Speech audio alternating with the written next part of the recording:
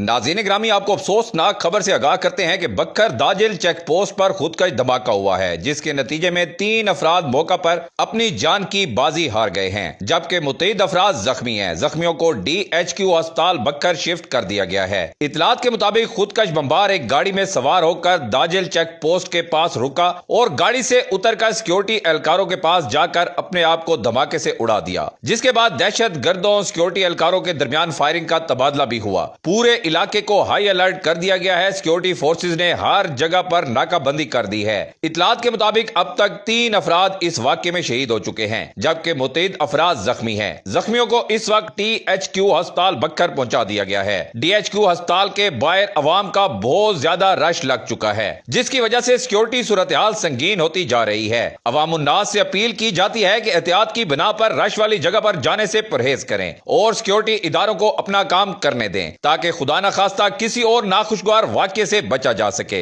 इस वक्त ताजा तरीन सूरत हाल यह है कि पूरे इलाके को सिक्योरिटी फोर्सेज ने घेरे में ले रखा है और सर्च ऑपरेशन जारी है, जबकि DHQ अस्पताल में जख्मियों के लवाकिन बड़ी तादाद में मौजूद हैं। पंजाब के शहर बक्खर में एक अफसोसनाक वाकया पेश आया, जिसमें एक खुदकश बमबार ने दाजिल चेक पोस्ट पर अपने आप को धमाके से उड़ाया, जिसके नतीजे में 3 अफराद मौका पर शहीद हुए, जबकि मुतअद्दिद अफराद जख्मी हैं और जख्मियों को DHQ अस्पताल बक्खर पहुंचा दिया गया है।